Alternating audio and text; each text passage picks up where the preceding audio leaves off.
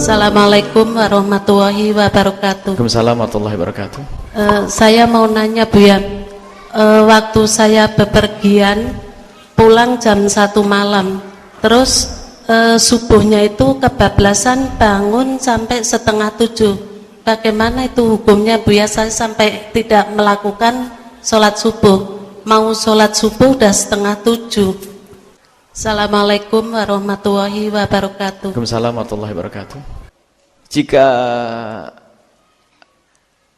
ada seorang pulang bepergian jam 1 malam, kemudian ketiduran, asalkan tidur beneran, loh, kok sampai bangun jam 7, dia tidak dosa. Karena ketiduran, termasuk uzurnya orang meninggalkan sholat, itu orang lupa. Jadi kalau orang lupa waktu kemudian tidak sholat, tidak dosa. Sama orang yang tidur, asalkan tidurnya sebelum waktunya. Kalau tidur sebelum waktunya dan tidak menjadi kebiasaan, kalau kebiasaan namanya kurang ajar itu. Jadi sengaja setiap hari tidurnya jam 3, kemudian apa? Setiap hari kelewat, ini namanya kurang ajar dia. Tapi ini jarang terjadi kepada ibu tersebut, hanya waktu itu terlalu capek, tidur jam 1, bangun-bangun jam 7, hebat. Tidurnya bayi, 6 jam nggak bangun. Hebat betul ini. Orang biasanya kalau sudah tidur 3 jam saja terus langsung, ini, tapi hebat, barangkali ibu memang orang hebat. Jadi orang itu yang tidur 3 jam saja sudah nggak enak itu punya. Kalau masih jam 1 kebablasan ya, tapi apapun bentuknya, kalau orang namanya ketiduran dimaafkan. Ya setelah bangun nanti dikodok. Setelah bangun langsung melakukan sholat. Tidak usah nunggu esok tidak usah nunggu waktu subuh besok. Langsung saja setelah bangun, astagfirullahaladzim, jam 7, ya Allah ketinggalan, aku jadi bayi ini, dia tidur bayi. Bangun langsung melakukan sholat. Tidak dosa karena dia tertidur. Yang masalah Pak, sudah adzan subuh langsung tidur, haram, dosa, dia ketinggalan sholat.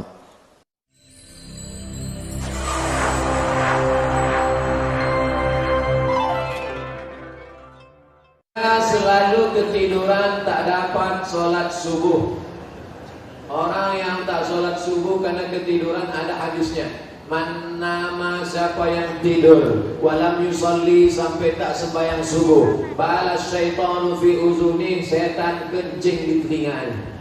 Yang tadi tak sembahyang subuh, nah itu ditulis di sini, toilet setan. Makanya ceramahnya harus terus diamalkan. Balik dari sini, pergi ke toko jam di Tanjung Pinang, cari dia. Mbak, apa jam yang paling mantap di sini? Nah, ini satu. Tanya dia, ada tak jam yang bisa menyipak? Asal jam 5 menyipak dia, lempar. Ibu-ibu yang membangunkan lakinya, rahimallahu mura'atan, Allah mencurahkan rahmat pada laki-laki, aiqadha ahlahu, yang membangunkan istrinya untuk sholat subuh. Bangun mama bangun. Kan tweet bangun. Jaga-jaga ini sudah dibangunkan baik-baik, tak juga berjaga. Bangun ibu. Tapi sekarang tak jelas lagi dunia ini Ustaz. Tak siapa yang membangunkan, tak siapa yang dibangunkan. Ibu itu pula yang membawa air setimba. Bangun. Yang aslinya kalianlah laki-laki yang membangunkan perempuan. Tak 1-2 perempuan mengadu melapor, Ustaz, kusangka dulu kalau nikah sama dia aku bahagia, dia PNS golongan 4A, gajinya banyak, tunjangannya hebat, rumahnya besar, mobilnya mewah. Ternyata setelah nikah sama dia menderita, Ustaz, macam tidur sama babi hutan. Walaupun hidup 1000 tahun, kalau tak sembahyang apa gunanya? Walaupun hidup 1000 tahun, kalau tak sembahyang apa gunanya? Besok pagi masak sarapan, ibu nyanyikan lagu itu. Walaupun hidup 1000 tahun, sampai ngaco aja. Walaupun hidup. Oh, nyindir lagu ya? Aku tak ada nyindir. Ini lagu Ustaz Somad semalam waktu di masjid. Salat subuh misalnya, subuhnya jam 4.32, misal saja kita tunaikan salat. Adzannya 4.28, subuh misalnya tunaikan 4.32. Lalu Anda tunaikan misalnya, mohon maaf ya, 4.28 adzan, Anda baru bangun 8.24. Misal, Anda sholat misalnya, salah tidak? Halo? Wallahu a'lam. Baik, adzan subuh 4.28, Anda bangun 8.24. Lalu Anda sholat, salah tidak? Salah. Jelas salah. Waktu 4.28 Anda datang 8.24. Anda di kantor, masuk jam kantor jam 7.30. Anda baru datang jam 9. Salah tidak? Jelas salah. Anda dipanggil Allah 4.28, baru datang 8.24. Salah. Jelas salah. Tapi yang salah ini dosa enggak? Nah, tidak. Baik. Terserahlah ya. Mungkin baru bangun. Baik. Kalau ditanya dosa tidak, belum tentu. Belum tentu dosa. Lihat penyebabnya apa, ilatnya.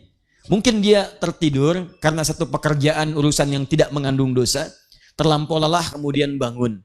Atau jangan-jangan juga terpeleset, tahajudnya misalnya luar biasa khusyuk, istirahat tidur bangun-bangun 8:30 misalnya kan? Tanpa direncanakan. Bangun dia, salah, iya, cuman dosa belum tentu. Nah, Allah kemudian menurunkan sifat yang dengan sifat itu memaafkan kesalahan kita walaupun belum tentu mengandung dosa. Sifatnya disebut dengan al-afu. Kesalahannya disebut dengan khata. Kalau dikerjakan disebut dengan akhta. Kalau agak banyak disebut dengan akhta'un. Kalau kemudian mohon maaf lebih banyak lagi disebut dengan khataya. Tiap hari kita ngaku, setiap mau sholat kita katakan dalam doa iftitah kita katakan Allahumma ba'id baini wa baina khataya ya kama ba'adta bainal masyriqi wal maghrib. Banyak kesalahan kita buat, cuma belum tentu dari kesalahan itu mengandung dosa. Nah, kalau kemudian, mohon maaf nih, bangunnya sama-sama 8:30, tapi motifnya kesiangan karena begadang yang tidak ada manfaatnya. Tidak ada artinya. Begadang, boleh begadang kalau ada artinya. Yang ini nggak ada artinya. Ya, nonton bola, terus dikejar-kejar sampai mepet subuh. Lihat, menang. Ujungnya menangis. Kalah jagoannya. Kalah, tertidur dia, lewat waktu sholat. Bangun kemudian jam 8.24. Salah tidak? Salah. Dosa tidak? Ketika kesalahan mengandung dosa berubah nama jadi dzambun namanya. Dzambun. Salah yang mengandung dosa. Baik saat Anda membawa dosa pun Allah tidak akan biarkan Anda pulang dengan membawa kotoran. Kamu lahir itu suci. Kullu mauludin yuladu 'alal fitrah. Saya tidak ingin kamu kembali dalam keadaan kotor. Maka Allah kemudian turunkan lagi sifat yang kedua disebut dengan ghafir. Ghafir. Sifat Allah yang mengampuni kesalahan yang berpeluang menjadi dosa di dalamnya. Ghafirun. Kesalahannya makin banyak. Bukan cuma sendirian, dia ngajak orang. Mau kemana? Tahajud. Tahajud sholat ya? Iya, sholat nomor 2. Nomor 1 sini dulu ikut nonton. Sama-sama terlambat. Naik levelnya. Dari dzambun jadi dzunubun. Dzunubun. Agak semakin bertambah dosanya. Tidak dibiarkan. Sekalipun dosanya bertambah, diturunkan sifat yang ketiga. Namanya Ghaffarun. Ghaffar. Ya, Quran surat Nuh ayat yang ke-10. Nabi Nuh berdakwah kepada umatnya. Banyak dilecehkan. Banyak kemudian dihinakan. Ada yang mengancam. Terakumulasi dosanya makin banyak. Maka beliau katakan, فَقُلْتُ اسْتَغْفِرُوا رَبَّكُمْ إِنَّهُ كَانَ غَفَّارًا. Aku katakan, istaghfir, ayo balik. Istighfar, evaluasi diri. Minta ampun sama Rabbmu. Innahu kana ghaffara. Kenapa tidak mengatakan innahu kana ghafira, tapi ghaffara? Karena kesalahan umat Nabi Nuh telah terakumulasi. Dosanya makin banyak. Bukan cuma sekali mencela, tiap ketemu mencela. Kayak orang gila Nuh ya, bikin kapal nggak ada apa-apa. Terus nuduh. Kalau kamu nggak berhenti kami lempari ya. Terus ngancam. Ancaman ada. Celaan ada, hinaan ada, terakumulasi. Dzunubun, dari dzambun jadi dzunubun. Maka berubah kalimatnya Ghaffar. Seakan-akan ingin dikatakan, duhai hambaku, kesalahan kamu bertambah banyak, aku berikan kesempatan untuk aku hapuskan keseluruhannya. Tambah lagi, zulmun. Maaf, sudah banyak, ditambah kezaliman lagi. Sudah meninggalkan sholat, ngajak orang lain, mencela orang yang sholat. Kamu udah ikut saya aja, tapi saya nggak enak sama yang lain. Mereka terlampau soleh. Ya, besok-besok juga ada lagi. Tuh. Tapi kan Barcelona lawan Madrid belum tentu besok ada lagi. Terus dihadirkan zalim. Bukankah orang yang mencegah orang lain untuk beribadah di masjid, sholat, zikir itu disebut zalim? Quran surah kedua Al-Baqarah ayat 114. Wa man azlamu mimman mana'a masajidallahi ay yudhkara fiha ismuhu wa sa'a fi kharabiha. Siapa orang paling zalim yang mencegah atau memberikan hambatan pada orang yang pengen berzikir di masjid? Disebut zalim perilakunya. Tapi itu tidak mengurangi Allah Subhanahu wa taala untuk memberikan limpahan luas rahmatnya. Diturunkan bagian nama yang keempat disebut dengan Ghafur. Ghafurun. Dzunubun ma'a zulmi, pasangannya Ghafur. Tambah lagi, ada lagi tipikal yang selanjutnya. Kalau nggak berbuat dosa, rasanya nggak enak. Udah terlambat sholat, ngajak orang lain pun terlambat, nuduh orang yang tidak sholat, atau nuduh orang yang sholat, menjelek-jelekan mereka, tambah lagi dengan amalia yang lain yang buruk-buruk. Sambil mabuk, sambil macam-macam, dan seterusnya. Bahkan ada orang yang kalau nggak maksiat, gatal rasanya. Dalam sehari. Nah, perbuatan seperti itu yang berlebih, dalam istilah Al-Quran disebut dengan israf. Asrafa yusrifu israfan. Israf, lebih berlebih. Orang lakukan sekali, dia nggak puas terus berkali-kali.